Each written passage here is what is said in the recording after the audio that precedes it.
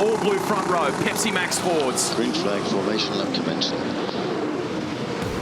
And here's the Fuso starting grid for race 21 of the championship, a sprint to be run over 16 laps. This was the 9th pole of the year for Chaz Mostert. Awesome stuff, Jamie Whincup. He is coming back strong. It'll be a good second half of the season for Whincup. You sense that. Jason Bright jumped into the 10 toward the end of the session. Nice to see one of the Nissans in there as well. McLaughlin said he rang the neck out of the Volvo and it was nigh on par with his pole here last season. But that's how the game has evolved.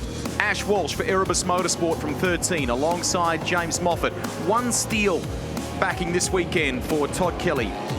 Lee Holdsworth, an oil line issue earlier in the weekend, and Nick Percat finished on the podium here last season, but that was with Walkinshaw's. Now, of course, he drives for Lucas Dumbrell's team. Shane Van Gisbergen wasn't a great qualifying for him this one, but they have some speed in that Darrell E. Sticks entry despite the weekend so far. And Garth Tander, that sensor problem means that GT wasn't able to contest the first qualifying session today. He will start from the back of the grid, getting some heat into those tyres. For Mostert, the pole is not forgotten, but he's trying to put it out of his mind. He wants to execute the perfect start now.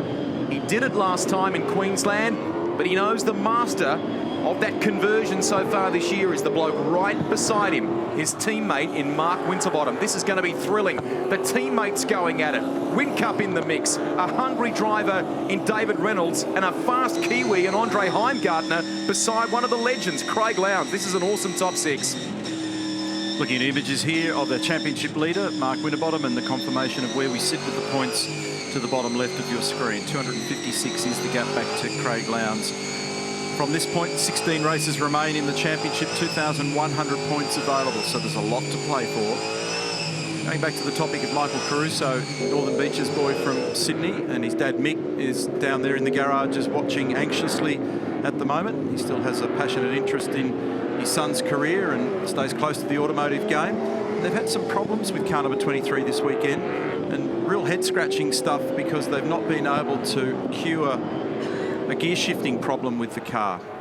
And so that's actually been hurting Michael's time, and it's been overriding even the ability to resolve other chassis issues. So that's a problem they have to deal with. Well, this is becoming pretty normal operating procedure for Pro Drive Racing Australia. The number 6 on the pole position again. This is his 9th time in 2015. Car 5 pulling up beside. We've talked about it a lot, the drag race between these two into turn 1. The last race, race 20, Queensland Raceway, this guy absolutely nailed it. And this is going to have a big bearing on this championship fight in the next little while. The guy that I want to focus on again, though, is back here, Jamie Whincup. He will be doing his absolute best. He's a brilliant starter to get up the inside of Chaz Mostert into turn 1. And if he does that, I think he's got the speed to win this race. It's 330 metres from that white control line to the apex of turn 1. It's not long. Stop there, mate. You've got to try and launch these things off the line and quickly get in position, and then watch for the big attack down here at turn 2 as well. Great to see so many families and fans trackside here. The Sydney Motorsport Park SuperSprint begins with a 16-lap journey. Oh, you can see him just trying to get it off the line. Mostert, drag race with Winterbottom down into turn 1. Who's got it? Winterbottom tries to stick the nose in front, but Mostert is there. Mostert will hold it. The run down to turn 2 now. Who's the bravest of the breakers? Lowndes defends Reynolds on the inside. Mostert should have it. Whincup's hung on here. He might even grab one of the Fords on the way. He's hanging in there. He's on the outside of turn 3. He's got to drop back in, but he's got David underneath him. Now he's back in the queue. So that was very tense. Mostert hangs on from Winterbottom. Whincup. 3 wide at turn 4.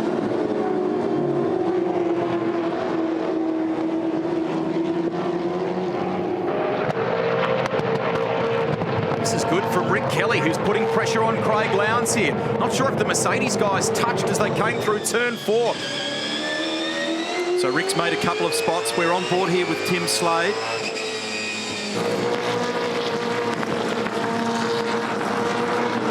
So Whincup was doing everything in his power then at turn 2 and 3 to try and figure out a way to snip Mark Winterbottom And there was a little bit of bump and grind in that process, but in the end, the two blue cars prevailed at the sharp end. Look at this. It's all on back here. I saw a glimpse of Tander. There's a couple of Nissans. Caruso and Moffat are in there. The Erebus entries are in there as well. It's Garth Tander. Garth concentrated heavily on the exit then of just touching the throttle once, try to make sure that he got a run, and he did launch out nicely. And he's underneath Ash, grabs a spot. He's picked up to position 18 so far from the back of the grid. Ash knows that the 22's coming as well. Jack Perkins trying to move down. Look at the big deep break, late break from Nick Percat in the 222. It's Mostert leading the way by 0.7 from Winterbottom, but there's all sorts of things going on further back here. Van Gisbergen on Walsh, turn 4. This is where Shane was having lots of problems with that car yesterday. Lee Holdsworth. They made a little setup error with this car on the hard tyre. They corrected it for the soft tyre, and he's in better shape qualifying-wise for the next race and his starting position on the grid.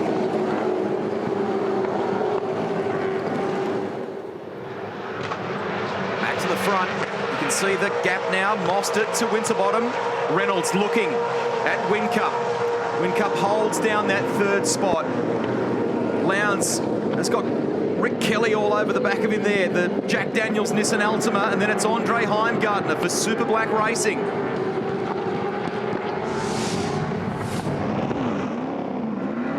Gee, he looked like he could have actually jumped then, didn't he? What we're not seeing there is the lights. It's a little bit hard to understand what it is in what it looks like in context, but it was certainly a little bobble there from Mostert. Brave move. This is what I talked about on the start line down there before, Rusty, when I was talking about the dirty and the clean side of the road, and being on the outside, you've got to go the long way. So there's a little bobble there, and then a secondary hit, and away he went on board here with Rick Kelly. Rick starting from position 8. Not a bad start. A little bit of wheel spin initially, and then it all hooked up. And this is the outside line. So this is the slightly dirtier spot. And you just got to try and hang in there. Everyone's sliding, cold tyres. Actually, Rick went back a gear to try and manage just the throttle steer the car as well. And this is right at the back of the pack, Garth Tander, Nick Percat. And they've actually managed to headbutt each other down there. Oops. And then Nick ended up off the road. Didn't realise that. That duo won a Bathurst 1000 several years ago. So Jack Perkins has dropped in behind Garth Tander, and that's the exit of turn 8. So Garth is up to position number 18. Meantime, the gap is 1.2 seconds. Mostert to Winterbottom. Whincup position 3, the first of the Holdens, then David Reynolds, then Craig Lowndes in the second Red Bull entry, then Rick Kelly, first of the Nissans in 6th. This is Tander. Just making a brake bias adjustment on the, just was down to driver's right. Well, look at how nervous that is in the middle of turn 1.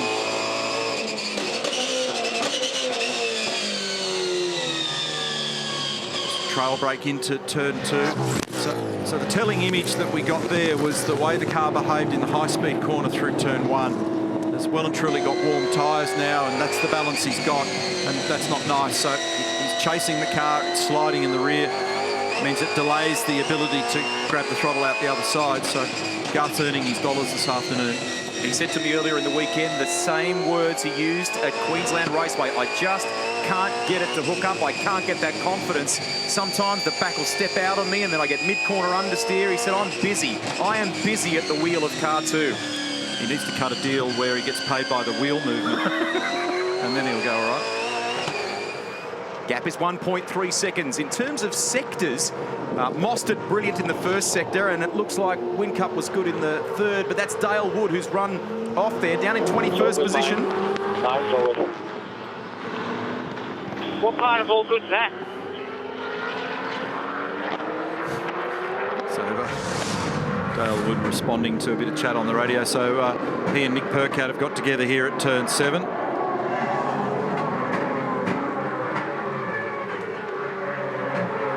And that's the result. So Julian Stannard just trying to encourage him off the other side of that little incident with basically an eyes forward comment, and it's okay. Woody not seeing the enjoyable aspects of that. So turn 3 over the crest of the hill. It's now out to 1.5 seconds. Mostert over Winterbottom. Looks like Rick Kelly's dropped back a little from Lowndes into the clutches, perhaps, of Andre Heimgartner. There are the 2 red machines. The Holden Racing Team entries. Jack Perkins at the wheel of the 22. Just watching them come through at the front. McLaughlin holding down 8th. Scott Pye is in the 10. So too is Fabian Coulthard. After a brilliant opening lap from Fabian Coulthard, he pushed hard. You could see how aggressive he was, particularly on the run over the hill between turns 3 and 4. Lowndes pressuring Reynolds now. Boys, we'll just quickly grab Tim Edwards, who's just having a listen, I think, to some chat. Looked there for an absolute split second that Chaz might have been rolling, but he actually just got another great start, as he did in the last race. Here's the replay. Just had a slight bobble there, maybe, as the lights went out. Oh, it's very close. But a drag race again by your 2 blokes all the way down to turn 2. Does the heart sort of take a few skips there, mate, when you're watching this? Well, not really. Not when I'm watching it as the replay. Look, I think, Chaz has really been focusing on his starts. He's been working a lot with Adam, thinking about what he's doing in the car. And, he knows that's where Frosty's had the advantage over him, many times this year. And obviously, he's got the pole and he's got the lead at the moment. But yeah, she was a borderline start, that. I'm glad you said that. Thanks, mate. One of the team owners there, Rusty French in the background as well, and young Cameron Waters, who leads the Dunlop Series and will partner up with Mostert in the Enduros. Cam did a very good job in the co-driver session on Friday morning, back with Van Gisbergen, who is down in 20th place. Here comes Will Davison. That's on Lee Holdsworth. That's for 13th place in this race.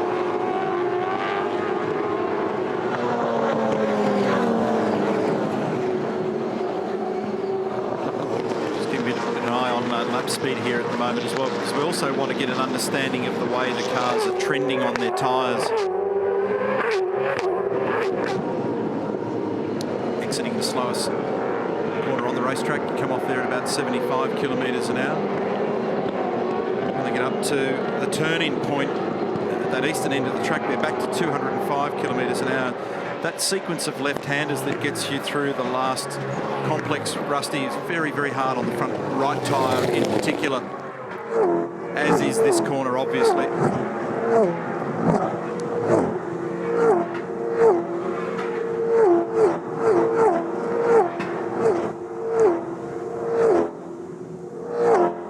How awesome is that? 215 k's an hour, and you played Sawtooth Vallelunga curb there as the guys drove through. Definitely Lowndes getting closer to that Bottle-O Falcon, and Rick Kelly has slipped back more towards Andre Heimgartner.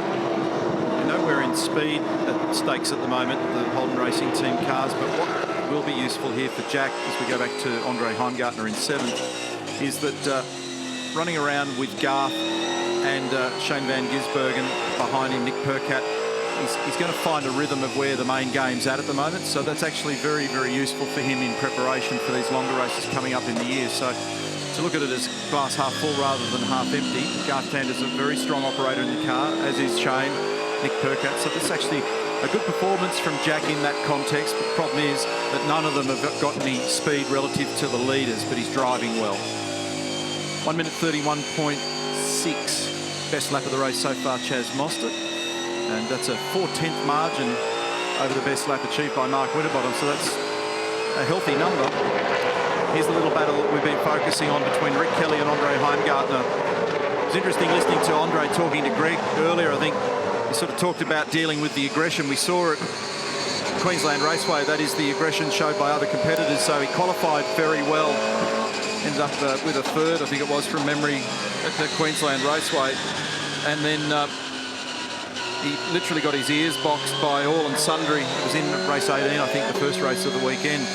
But a lot of it's got very little to do with aggression. It's mostly got to do with car positioning. So he's learning about where to have his car positioned on the road at the moment to be able to deal with these frantic first couple of laps. So he's off to a nice solid start now in this one, and he's nearer the sharper end. So he's cleared those first few high-stress laps. He's found his rhythm now, and he's running very well. He's parked between Rick Kelly and Scott McLaughlin. Now, this caught my attention from the onboard of McLaughlin. Have a look at the twitch here, the correction from Andre Heimgartner, who clearly stayed up it on the exit of one on the run down to turn 2. Probably noticed there just how long you spend off the throttle, coaxing the car back down to the apex, the inside of the corner, which is the point where you cease to enter the corner and you begin to exit. Well, guys, I know you and me, Cromley, have talked about this corner quite a lot over the last day and a half, and here the boys come down here, 270 k's an hour, past the 100-metre board here. Chaz Mostert just gets on the brakes. You see the car pitching into the corner. I've been stood here for the last lap, just trying to see if anyone's doing anything really differently here. But the key here is to not overslow the car into turn 1. You want to carry as much speed as you can, so it's a real balancing act. Just to get the right amount of brake, go down a cog from 6th to 5th, slow the car down to as high a minimum speed as you possibly can, so you can carry the speed through, get on the gas nice and early. But it's a balancing act when you get to the centre of the corner. We saw Garth Tander's car before, and you commented on how loose it was through the centre there, and that can be a real problem, obviously, when you're trying to cover yourself going into turn 2, which is a passing opportunity. But it is an awesome spot to stand here and watch them. The noise is phenomenal. It really is an enjoyable place. And it's a corner, Greg Murphy, that tempts you all the time to pick the throttle up too early, and if you do, you pay the price on the exit. Move down there on the inside of turn 1. Best seat in the house to watch the action. This is heating up here because Heimgartner's a little closer to the back of Rick Kelly now, and he's drawing Scott McLaughlin with him. He was 0.2 faster on the last lap, Heimgartner. Just quickly, post-race investigation into that incident between car 222, Nick Percat, and the 21 of Dale Wood. We understand at the moment there is no issue with Mostert's start. We believe that is not being investigated. Yeah, I watched the lights on the replay, and if anything, it looked like neither of them really were right on the sharper edge of going at the light change, but what made it look bad until we actually saw the start lights that were boxed up in the top left-hand corner, it looked like he'd flinched ahead of Frosty. There was definitely a bobble in the start, but the light well and truly changed at that point.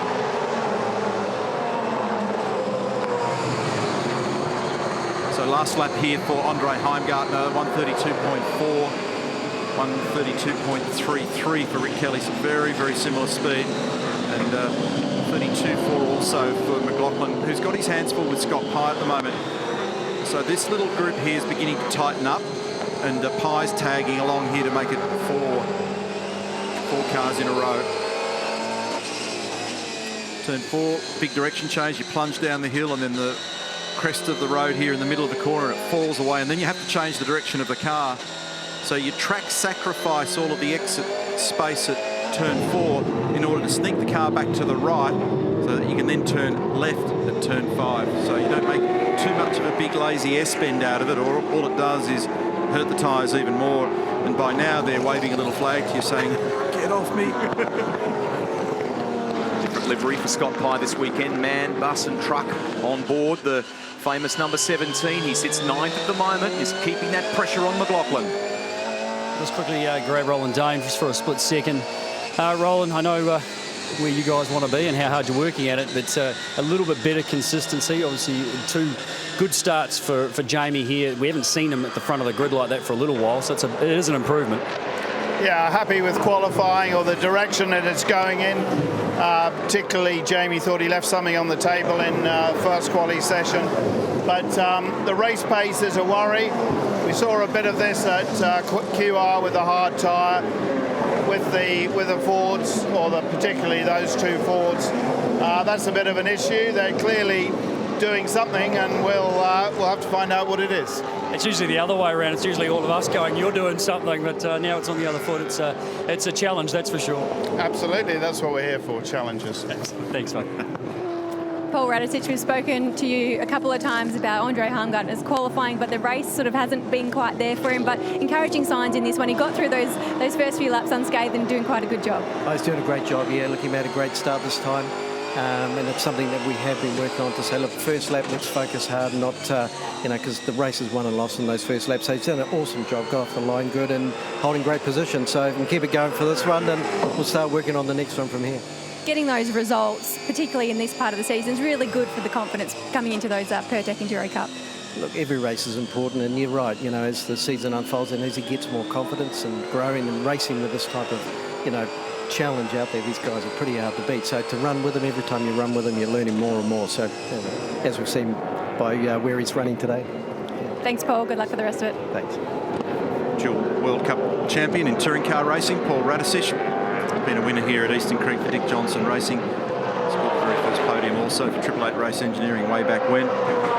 Meantime, there's been a bad sportsmanship flag shown to Michael Caruso for exceeding track limits at turn 5. And he was pretty animated in his firm rebuttal on the radio about that.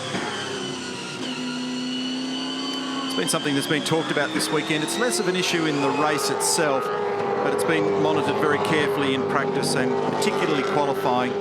And the hot spots are turns 5 and 8. We've talked about them several times this weekend. We're seeing lots of this dust and dirt being thrown up here over the crest of turn 3 as well. And just to the right of that shot, there's a little bit of a gravel trap there now. Here is the situation at turn 5. So that's actually the pit lane exit that the GT cars use. Clearly, if you drive to the right of the yellow line, which some do, and you do it significantly, there might be a corner exit speed gain. So they're particularly sensitive to that in race control in qualifying, in case you're getting an unfair advantage. But in the race, it isn't quite so much a problem, but it is being monitored, and they have clear vision of what's going on there in race control. And I spoke to the race director, Tim Schenken, about it earlier in the day so that I had a proper understanding of it. And there they are at CAM's race control. They're keeping a very close eye on what goes on there. You can see all the monitors. Yeah, I'll go down with a stick. Jason Bargwana to his left is the driving standards observer. A shout out all to those that are participating all around the circuit from the Australian Racing Drivers Clubs and other clubs. And as always, the industry really appreciates the marshals. They do an awesome job for us in terms of managing the fire risk, and the corner workers, the sector workers, the marshals that do all the flags. It's great stuff. View here from the Holden Racing Team. Commodore of Garth Tander up in front. How busy does Todd Kelly look in the 7? The car looked a handful through the final few turns and onto the front straight. He's been yodeling on the radio as well, so... Can I hear that? No, had to turn him down a couple of times, so he's not happy with that car. A little chat to him just prior to the start of the race, and just overall grips he's concerned. He can't put a finger on exactly what it is he doesn't like. It's just overall grip. How's the stress on the inside of the car? Look at the front left suspension, wheel tyre, rim, getting absolutely pounded, and then look to the right side and the distortion of the tyre wall on the front right and then the right rear as you clear the brake pedal and pick up the throttle. Big punish. Managing that platform so that the cars don't pitch too far over their nose, or the roll control aspects of dealing with this racetrack are very important because you spend so much time turning. I'm repeating this cycle of discussion, but you've got to be very, very accurate in the way you drive the car, and you've got to pay particular attention to set the cars up around here to deal with the fact that you're forever turning it. Much different characteristics, for example, to Queensland Raceway, and chalk and cheese compared to Sandown, where it's a stop, turn, point and go circuit. And we'll detail that when we get there for the first of the Pertec Enduro Cup races for the Sandown 500. Have to say, it was an awesome trip with Todd Kelly and the drivers to Kuala Lumpur between rounds to showcase our sport. He was in a very relaxed frame of mind. Pole position up there for the Nissan and some success for them on the streets there of KL. Right now, you're watching Garth Tander keeping that pressure on the number 7. And Tander's got a bit of breathing space now between he and Jack Perkins. Awesome through there. Garth's starting to sweat on the back of Todd here at the moment in the approach area to turn 2. Really unusual line. I mentioned it in the track facts earlier that unlike other corners where you typically start out very wide, you actually make a diagonal straight line run to the first apex at turn 2. Then the car runs a little wide in the middle of the turn, and then you kiss another later apex Speaking of kissing, there was a bit of that going on with the bumper bars there with these two cars there a few moments ago, so we'll keep an eye on it. See Todd's car, who was waving to the crowd on the exit of turn 4, and Garth will sense that. That's where they've got to respect the track limit. So the more that Garth sees the Nissan starting to slide like that, the greater the incentive to keep on gnawing away at the task.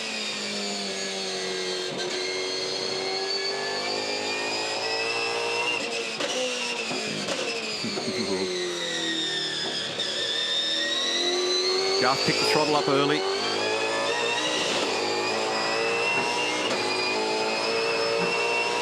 It's got a little bit more pace at the moment, but it also visually describes to us just how tricky it is to sneak by another car. He'll have a good look down here at turn 2 if he comes off this corner well. See how he's driving it shallow?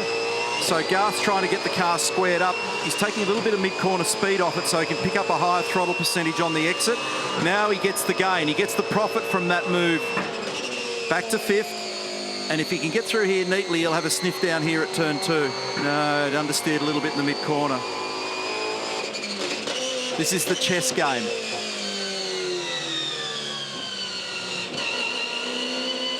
Here comes the Morse code. 1 for yes and 2 for no.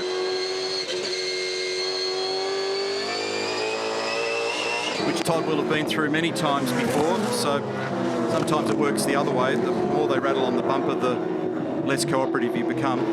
No, race drivers aren't like that, are they? You sense that the 2 has some speed, though, and that can, if he can find a way past Kelly here, that's the difficulty, because we're running out of laps. Meantime, 2.05 seconds is the margin between Chaz Mostert and Mark Winterbottom. Jamie Whincup still 3rd. Between those two guys that we were just watching, I busted out the calculator then, Rusty, Garth Tander, Todd Kelly, 1,002 V8 supercar races between them. So you don't reckon they've seen a bit of paint exchange over a few years? For Todd, it's coming into this weekend 470, and for Garth 532. So each can give as good as they get.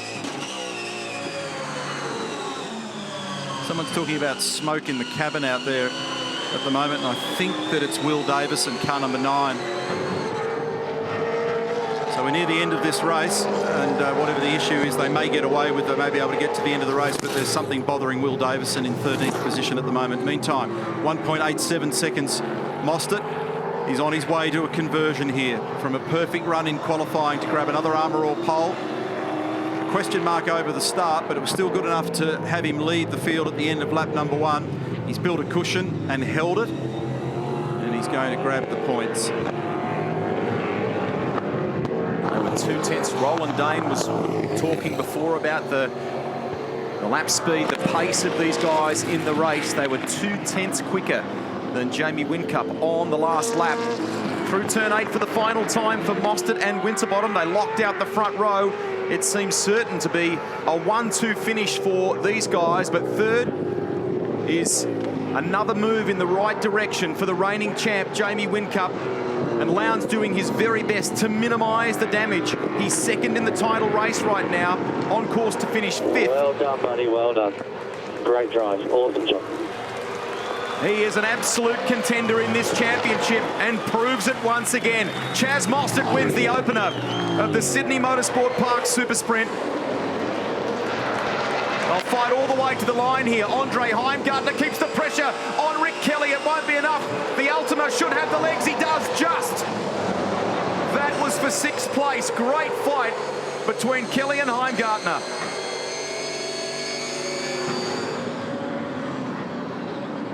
That looked a bit spooky. So Rick 6th, Andre Heimgartner in 7th, then McLaughlin, then Pye, then Bright in the 10.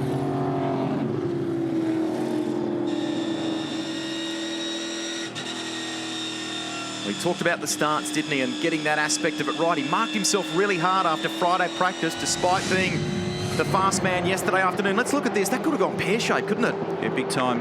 So when Andre moved left and wiped the rear bumper of the Nissan, that really upset the back of it. And then I think as a result of it, then Rick reacted and chased him across the road.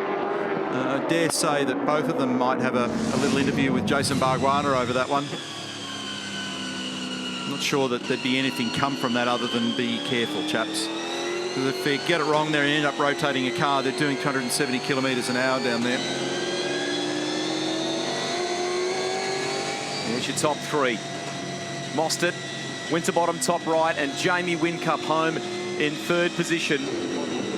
Best lap of the race belongs to Mostert. He was the only guy to get into the 31s, a 1 minute 31.69. And he wins another race in this championship. Importantly, all that success he's been enjoying in qualifying, he's now starting to keep that conversion rate, improve that conversion rate in the beginnings of this second half of the season. Listen to the cheers from the fans that are atop of pit lane here. Boys at Dunlop congratulating the drivers as they come in as well.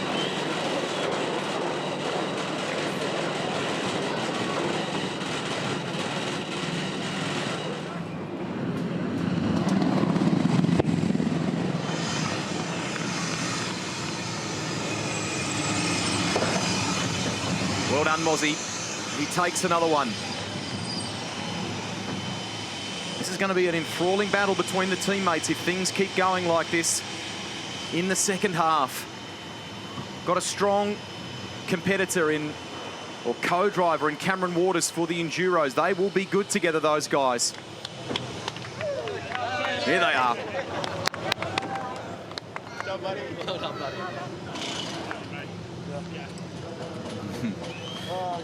Career win number 7. Nice job. Remember, he topped that pre-season test here earlier in the year, so that was something of a warning. Tim Edwards jumps in. Here's the replay of the way in which this car's been behaving through turn 1. It's just been beautiful today. They have to do it again, though, and in this second race that's coming up this afternoon, they do it on the soft tyre.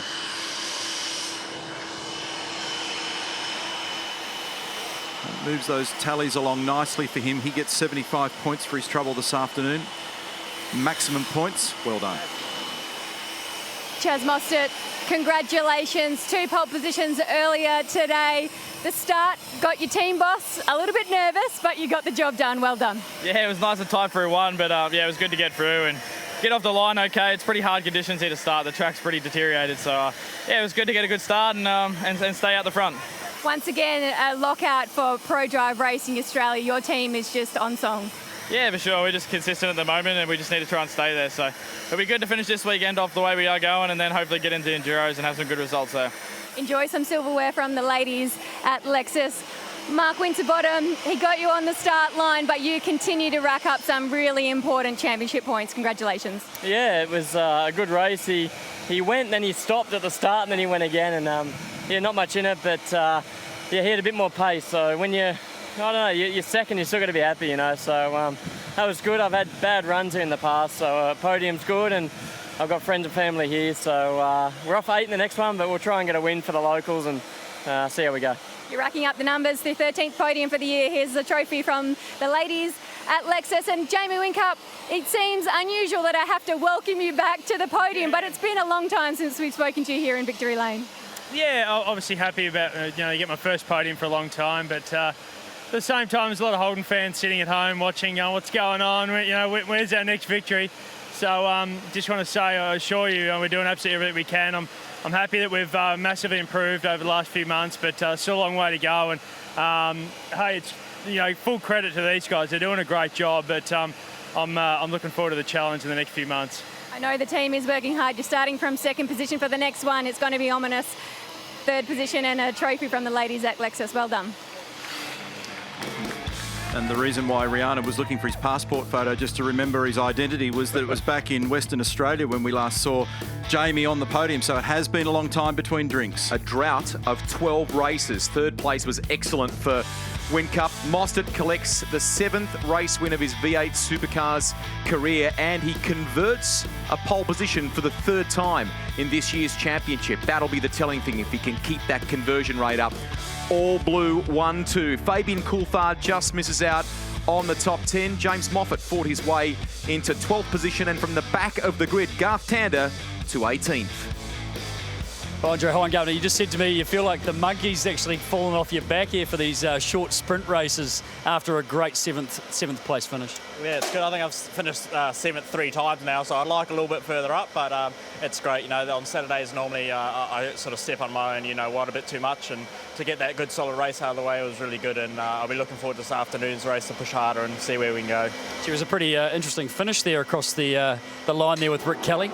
Yeah, he got a bit of a bad X out of the last one, and yeah, that's all right. That's how racing goes. I'll do the same to him next time he's behind me. Good on you, mate. Have a good one on the soft tyres this afternoon for race 22. Cheers. I have long memories, race drivers.